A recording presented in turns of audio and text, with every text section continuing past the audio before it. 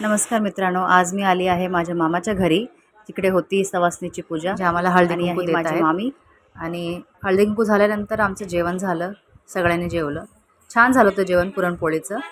आणि याच्यानंतर आता आम्ही जाणार आहोत आमच्या गावातल्या चौंडेश्वरी मंदिरला, जे आहे आमचे कुलदेवीचं मंदिर. आणि इथे आमच्या सर्वांची फोटो सोबत. आणि इथे तुम्ही बघू शकता, हे आहे चौंडेश्वरीचं मंदिर. दिसतंय की हो आपला काढायचं का नाही काढू शकतोय. आणि गावाकडे ना असे पंप असतात पाण्याचे, म्हणजे खूप कमी झालेत तिथं पण. पण लहानपणी मला असं आठवतं की आम्ही पण असे जायचो पंपावरून पाणी घेऊन यायचो. तर एक लहानपणीची आठवण ही आहे. नागठाणे आणि माझ्या मम्मीचं माहेर आहे. आणि ती आम्हाला सांगत होती की लहानपणी ह्याच देवळात त्यांचं लग्न झालं होतं. त्यावेळेस छोटं होतं हे मंदिर, आता तर खूप मोठं त्यांनी केलेलं आहे.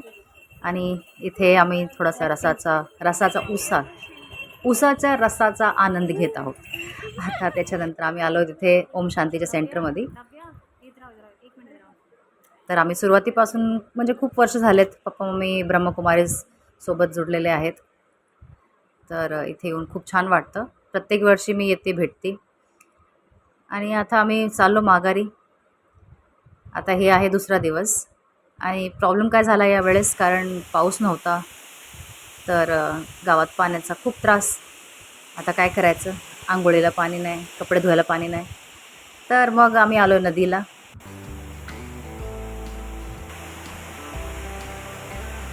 बहुत आगे आगे लोग, बहुत आगे नहीं आगे. ते तुम्ही बघू शकता, माझे पप्पा पोहतात. त्यांना चांगलं पोहायला येतं, मलाच येत नाही. मला पाण्याची खूपच भीती आहे. आणि मी म्हणून मागून आणि लांबूनच बघते. तर इथून आपलं लांबूनच मी व्हिडिओ काढत होते यांचा. ते खूप एन्जॉय करतात. आणि असतं ना की लहानपणी काही ना काही झालेलं असतं, त्याच्यामुळे तुमच्या मनात काहीतरी भीती असते.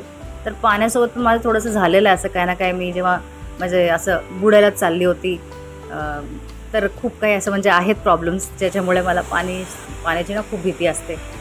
पण चला, मी बाहेरूनच आपलं म्हणजे साईडला होऊनच त्यांना बघत होते, त्यांचे व्हिडिओ काढत होते. आणि मला खूप छान वाटत होतं, ते मजा करत आहेत, मला पण छान वाटलं. आणि आता बघा, मी इथे कपडे आपले घेतले. थोडं म्हणलं वेळ ह्याला भिजत ठेवूया सर्फच्या पाण्यामध्ये, म्हणजे चांगले मुरतील. नंतर मग मी ह्यांना धुवून काढेन. तोपर्यंत ह्यांचं आपलं चालूच आहे. कमीत कमी 2 तास आम्ही तिथे होतो. आणि तसे तर रोजच पाण्याचा प्रॉब्लेम होत होता.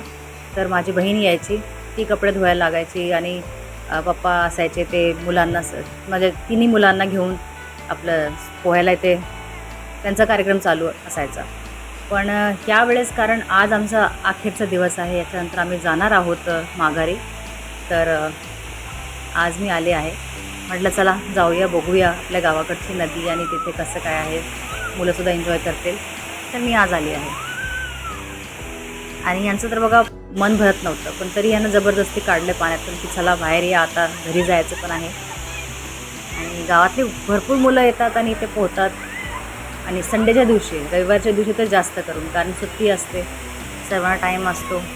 तर त्यावेळी येतात आणि पोहतातच नक्की. आता सगळे आपले कपडे धुत आहेत, जी ह्याने काढली.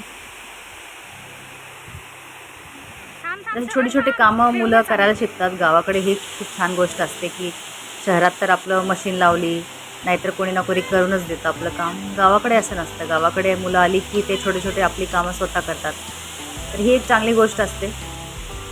आणि सुट्ट्या लागलेल्या आहेत तर काही ना काही शिकतातच. आणि हा एक छोटा मुलगा बसलेला आहे, अर्णव, तो आमच्यासोबत आला होता.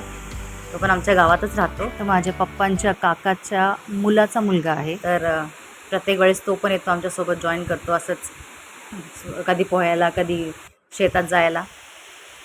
तर आमचं झालं सगळी कामं, कपडे धुवून झाली, अंघोळ झाली. आता आम्ही चाललो घरी माघारी.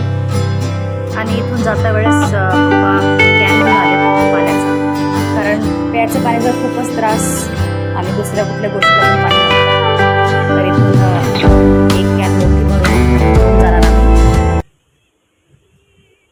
आणि जसं मी सांगितलं होतं, आज संडेचा दिवस आहे, तर खूप मुलं दिसतात. आणि आम्ही जेव्हा पण ह्या नदीवरच्या वरनं जातो ना, तर मला खूपच भीती वाटते. कारण साईडला अशी म्हणजे ग्रिल नाही आहे, साईडला असे म्हणजे कुठलं सेफ्टी दिसत नाही, तर मला खूपच भीती वाटते. तर मी जेव्हा पण ह्या नदीच्या वरून जात असते पप्पांच्यासोबत गाडीमध्ये, तर प्रत्येक वेळेस मी मनात देवाचं नामस्मरण करते. पण चला, सुखरूप आम्ही पोचलो. आणि मला असंच असतं, इथून पार करूया, मग त्याच्यानंतर मी शांत असते. तर घेतलं आता पाणी, चाललो आहे आम्ही माघारी घरी आता. आणि हा आज आमचा अखेरचा दिवस होता पुण्यात, म्हणजे साताऱ्यात, सॉरी. आणि आता इथून मी जाणार आहे माझ्या बहिणीच्या घरी, कारण तिथूनच मला ट्रेन भेटणार आहे, इथे भेटली नव्हती. आणि मम्मी आता इथे काय काय वस्तू पॅक करत आहे.